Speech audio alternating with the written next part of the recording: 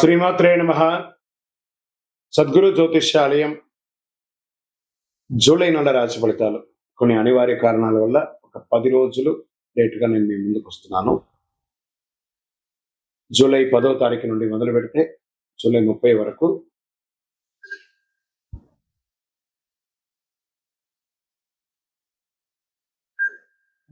గ్రహాలన్నీ కూడా ఎలాంటి ఫలితాలు ఇవ్వబోతున్నాయి, ఈ 20 రోజుల్లో ఉద్యోగ, వ్యాపార, వ్యవహార, కుటుంబ అన్ని కూడా గోచార ప్రకారంగా ఎలా ఉన్నాయని చెప్పి మేము ముందుకు రాబోతున్నాను.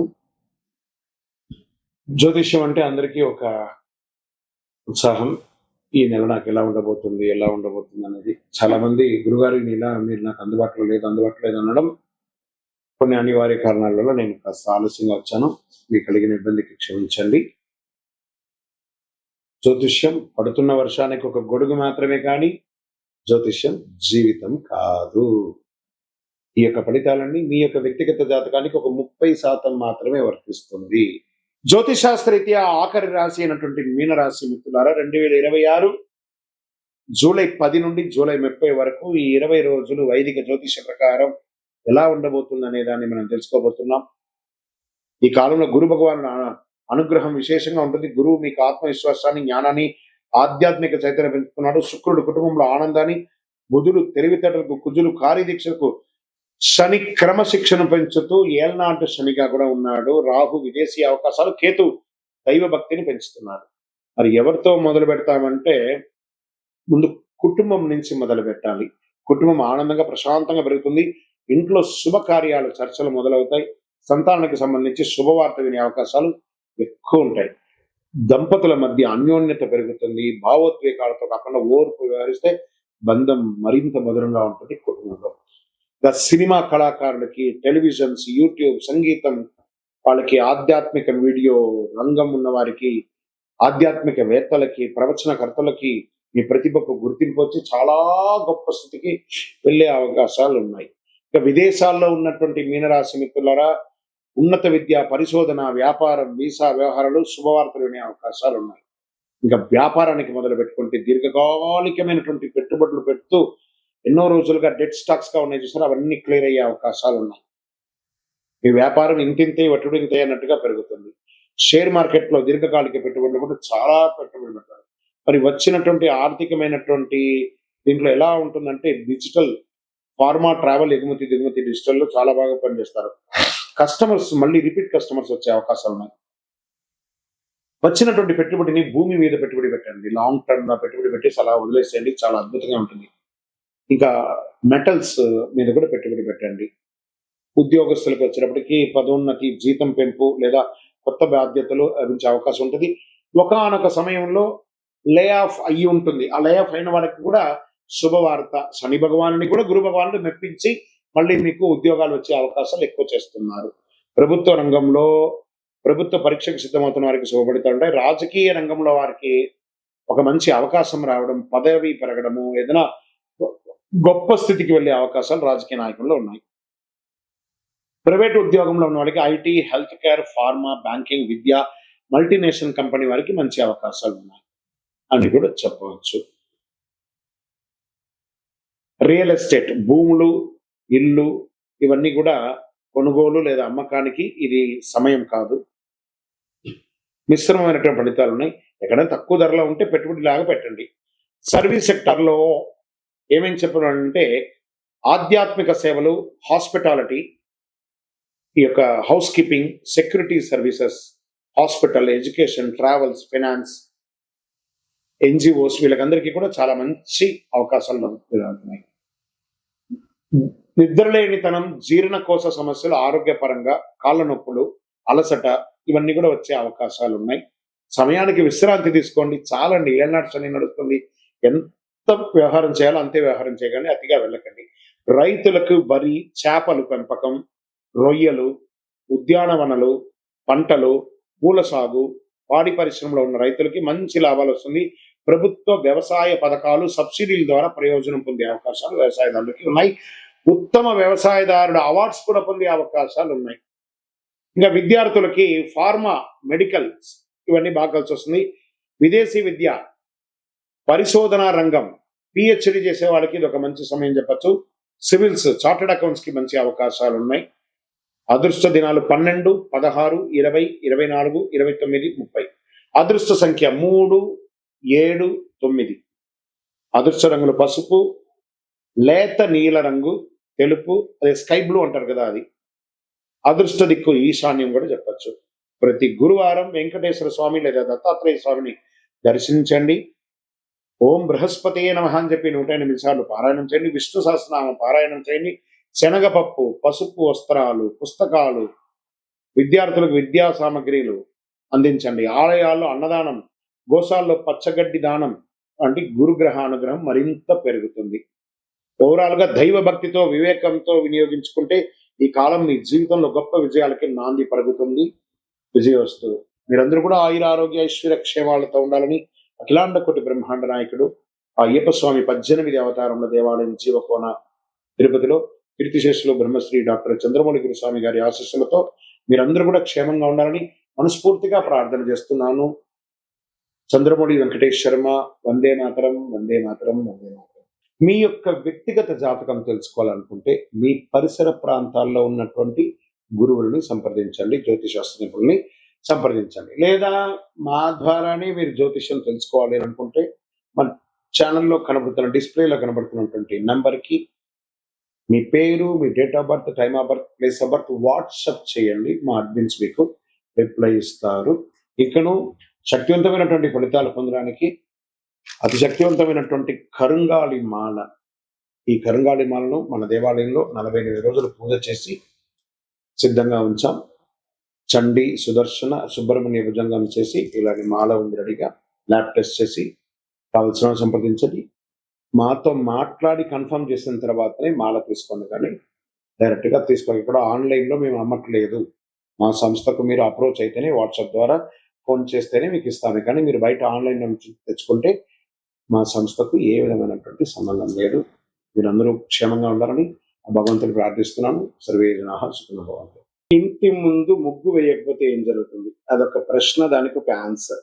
ఇప్పుడు ఎలా చెప్తున్నా అంటే కొన్ని ప్రశ్నలకు విచిత్రంగా కూడా ఉంటాయి అని కూడా చెప్పొచ్చు. ఆన్సర్ ఎలా ఉంటుందంటే, ఇంటి ముందు ముగ్గు వేయడం అనేది కేవలం అలంకరణ కాదు. ఇది ఒక హిందూ సంప్రదాయమైనటువంటి ఆరోగ్య, శుభ్రత, ఆధ్యాత్మిక సంస్కృతి అన్ని కలిసి ఉన్నదే ముగ్గు. ముగ్గు ఎందుకు వేస్తారు? లక్ష్మీదేవికి ఒక ఆహ్వానం. మన ఇంటికి లక్ష్మి కావాలి కదా. ఏమంటున్నాం? భాగ్యాద లక్ష్మీ బారమ్మ అనే అమ్మవారిని పిలిచేటప్పుడు శుభ్రంగా ఉండాలి కదా. సంప్రదాయ నమ్మక ప్రకారం పరిశుభ్రత ఇంటి ముందు ముగ్గు కంటే మహాలక్ష్మి దేవి కటాక్షం లభిస్తుందని డైలీ ఇంటి ముందు ముగ్గు వేస్తారు. మరి పరిశుభ్రతకు కూడా గుర్తు. ఓహో, వీళ్ళు ఇల్లు శుభ్రంగా ఊడ్చి క్లీన్ చేసి ముగ్గు వేస్తారు కాబట్టి పూర్వకాలం తెల్లవారుజామున ఇంటి ముందు ఊడ్చి నిల్లు చల్లి ముగ్గు వేయడం అనేది పరిసర ప్రాంతాలు శుభ్రంగా ఉండేది అనేది ఆరోగ్యానికి ఇచ్చే ఒక మొదటి ఇది. ఇంట్లో ఏవో చిన్న చిన్నవి ఉంటాయి, పడిపోతూ ఉంటాయి, చిన్న చిన్న జీవరాశులు చనిపోతుంటాయి, దోమలు కానీ లేకపోతే అవన్నీ కూడా వైరస్ వచ్చేవి అన్నీ కూడా ఏం చేస్తారు? ఊడుస్తాం, నీళ్లు చల్లుతాం, కలాపు చల్లుతాం, ఆరోగ్యపరంగా ఉంటుంది ఏం చెప్తారు. జీవరాశులకి ఆహారం, దాంతో బియ్య పిండితో ముగ్గు వేస్తూ ఉంటారు జనరల్ గా. ఇప్పుడు కదా అన్ని వేస్తుంటారు. సంప్రదాయంగా బియ్య పిండితో ముగ్గు వేయడం వల్ల చీమలు, చిన్న చిన్న పక్షులు వాటికి ఆహారం దొరుకుతుంది కాబట్టి అలా కూడా ఇంటి ముందర ముగ్గు వేస్తారు. సానుకూలమైనటువంటి వాతావరణం వస్తుంది. అందమైన ముగ్గులు ఇంటికి వచ్చే వారికి ఆహ్లాదకరమైనటువంటి భావన. ఆహా, వీళ్ళు చక్కగా ఉన్నారు, సంప్రదాయంగా ఉన్నారు, ఎవరైతే అలా అనుకుంటూ ఇంట్లోకి వస్తారో ఆ ఇల్లు కూడా సుభిక్షంగా ఉంటుంది. ఇంత ఏకాగ్రత ఎలా పెరుగుతుంది? ముగ్గు వేయడం చేతి నైపుణ్యాన్ని, ఏకాగ్రతను పెంచుతుంది, సృజనాత్మకత పెంచుతుంది. కళలుగా కూడా మనం నేర్చుకునే ఒక ముగ్గు అనేది కాన్సన్ట్రేషన్, ఇన్ని చుక్కలు వేయాలి, ఇన్ని ముగ్గులు వేయాలని వాళ్ళలో కూడా ఆడవాళ్ళ ఒక కళ పెరుగుతుంది. సరే, ముగ్గు వేయకపోతే ఏమవుతుంది? అది కదా ప్రశ్న. మనం ముగ్గు వేయడం వల్ల గురించి కదా మాట్లాడుకున్నాం.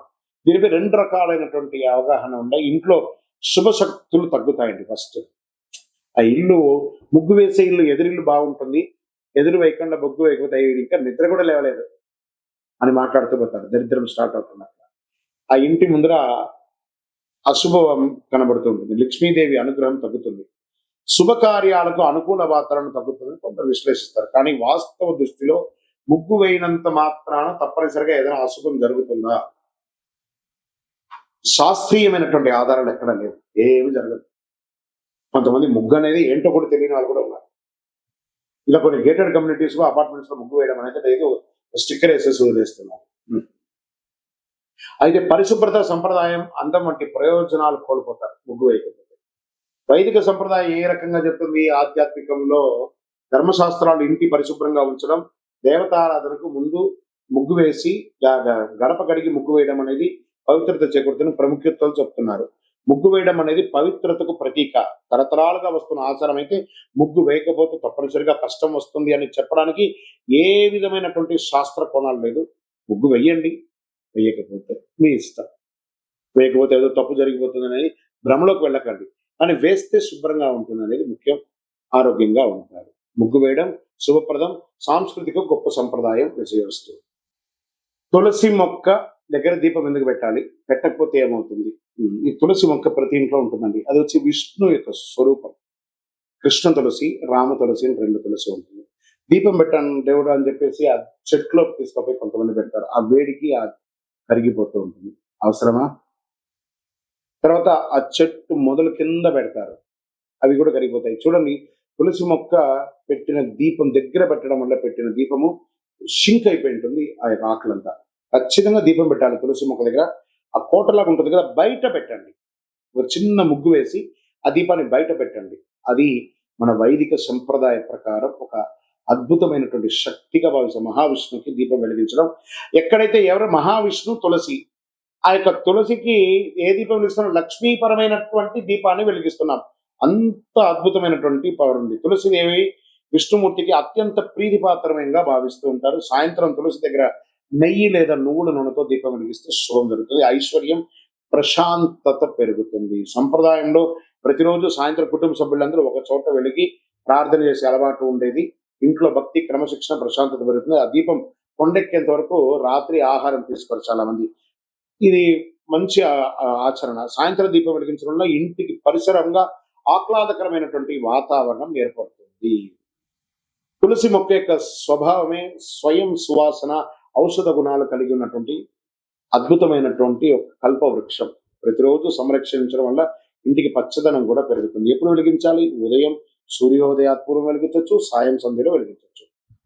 కార్తీక మాసంలో ప్రతిరోజు తులసి దగ్గర దీపం వెలిగించడం వల్ల విశేషమైనటువంటి ఫలితాలను పొందే అవకాశాలు బాగున్నాయి.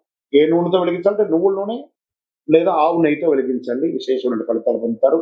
తులసి దగ్గర దీపం వెలిగించిన ఐశ్వర్యం లేదా కష్టాలు దొరకడం వంటి ఫలితాలు సంప్రదాయ విశ్వాసాలకి ఆధారపడి ఉంటుంది. తులసిలో వెలిగించడం కాదు, తులసి దగ్గర వెలిగించాలి. విజయవస్తు. నిత్య దీపారాధన చేయడం వల్ల ఫలితం ఏంటి? దీపం జ్యోతి నమస్తుభ్యం చెప్పి మనం ప్రార్థన చేస్తుంటాం. దీపం వెలిగించడం వల్ల జ్యోతి వెలిగెను, మకర జ్యోతి వెలిగెను. దానివల్ల ఏం లాభం? అజ్ఞాన్ని పారదోలే జ్యోతి వెలుగుతుంది అనమాట. ప్రతిరోజు స్నానం చేసి మన ఇంట్లో దేవుడి దగ్గర దీపం వెలిగించడం, తులసి కోట దగ్గర దీపం వెలిగించడం ఒక సంప్రదాయం అండి. ఉదయ సాయంత్రంలో ఇలా వెలిగించడం వల్ల ప్రతిరోజు భక్తితో దీపారాధన చేసి ఇష్టదైవ అనుగ్రహం పొందుతారు. మనకు డైరెక్ట్ గా భగవంతుడికి మనము ఆహారం ఇవ్వాలి. అందుకే హోమాది కృత్యాలు చేస్తారు కదా.